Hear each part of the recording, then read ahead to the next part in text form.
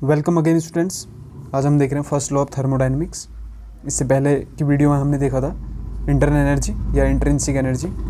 तो अब हम देख रहे हैं कि किसी भी सिस्टम अगर आप चेंज करते हैं तो सिस्टम में चेंज करने पर कैसे चेंज कर सकते हैं और चेंज करने पर होता क्या है। तो इसी पे बेस्ड है फर्स्ट लॉ ऑफ थर्मोडायनेमिक्स।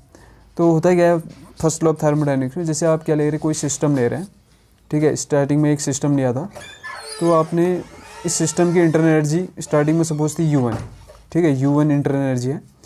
अब आपने क्या किया, इसमें कुछ इस सिस्टम को हीट प्रोवाइड किया तो यानी कि आपने क्या किया, इसमें हीट दिया तो सिस्टम हीट को एब्जॉर्ब कर लेगा। और उसके बाद आपने क्या किया, इस पर कुछ वर्क करवाया। वर्क का मतलब क्या है, इस पर आपने प्रेशर अप्लाई किया तो वॉल्यूम में चेंज आएगा, ठीक है।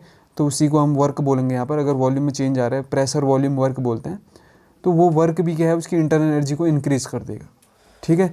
तो उस सिस्टम की जो अब इंटरनल एनर्जी हो जाएगी क्या, U2, ठीक है। क्योंकि क्या कर दिया उसने, प्लस Q हीट को एब्जॉर्ब किया है, प्लस W इसमें वर्क किया हुआ है। तो यानी कि U2 इक्वल टू हम क्या बोल सकते हैं, फाइनल U2 इक्वल टू क्या बोल सकते हैं, U1 plus Q plus W, ठीक है। तो इसके बाद इसका हम डिफरेंस निकाल देंगे। डिफरेंस क्या आ जाएगा, यानी कि U2 की वैल्यू है U1 plus Q plus W, ठीक है। यहाँ पर क्लियर लिख नहीं पा रहा हूँ मैं क्योंकि ज़्यादा स्पेस है नहीं। तो आप जान रहे हैं स्टार्टिंग में जो इंटरनल एनर्जी थी वो U1 है, प्लस Q आपने इसे हीट दिया, प्लस W इसमें वर्क करवाया, तो फाइनल हो गया U2 plus Q plus W, ठीक है। तब उसके बाद आप क्या निकाल देंगे, यहाँ से U2 और U1 का डिफरेंस निकाल देंगे, ठीक है। तो यानी कि U2 माइनस आप U1 कर लेंगे, तो U2 माइनस U1 यहाँ से आ जाएगा Q प्लस W, ठीक है। क्या आ जाता है यहाँ से, U2 minus U1 equal to आ जाएगा Q प्लस W।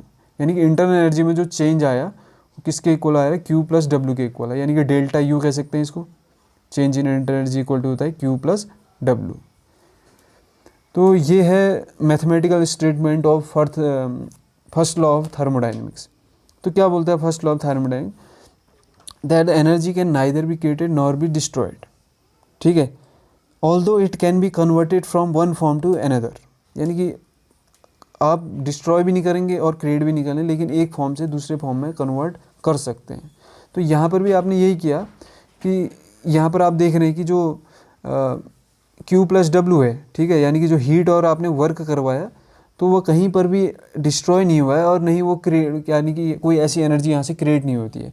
तो वो जितने भी आपने हीट और वर्क किया, आपने उसको प्रोवाइड किया है सिस्टम को, तो उससे क्या हो जा रहा है, उसकी इंटरनल एनर्जी में चेंज आ जा रहा है, या इंटरनल एनर्जी आप बढ़ जा रही कह सकते हो, ठीक है। तो यही है first mathematical statement of first law of thermodynamics. और फर्स्ट लॉ ऑफ थर्मोडायनेमिक्स आप जानते हैं कि इसका स्टेटमेंट क्या है, ठीक है।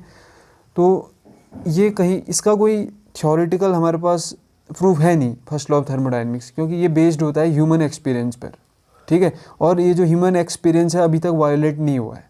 कहीं पर भी आप देखेंगे ऐसा पॉसिबल हुआ ही नहीं है कि फर्स्ट लॉ ऑफ थर्मोडायनेमिक्स जहाँ पर फेल हो जाए, ठीक है।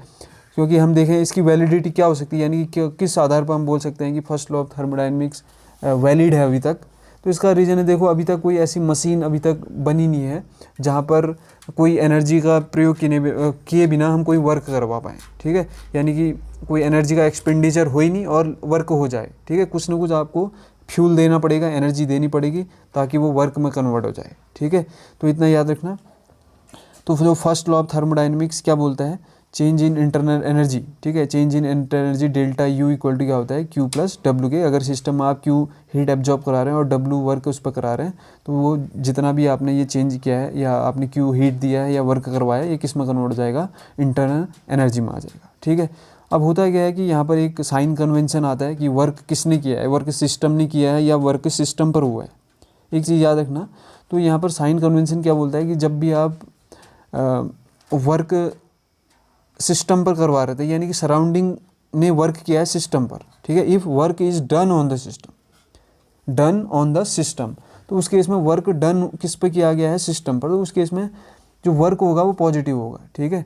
यानी कि क्योंकि उस टाइम में सिस्टम की एनर्जी बढ़ रही होगी। जब भी सिस्टम की एनर्जी बढ़ रही होती है उस केस में हम साइन कन्वेंशन क्या बोलता है, उसमें हम पॉजिटिव साइन लेंगे, ठीक है। लेकिन इस work is done by the surrounding, तो उस केस में जो वर्क होता है वो क्या हो जाता है, निगेटिव, ठीक है। यानी कि इस केस में जो एनर्जी है वो सिस्टम की वो डिक्रीज होगी, ठीक है। सराउंडिंग पर वर्क किया गया है, लेकिन सिस्टम के द्वारा वर्क किया गया है। Work is done by the system on the surrounding, ठीक है। तो इस केस में हम बोल सकते हैं कि जो वर्क है वो क्या हो जाएगा, वर्क का जो साइन है वो निगेटिव हो जाएगा, ठीक है। तो इतना आप याद रखें।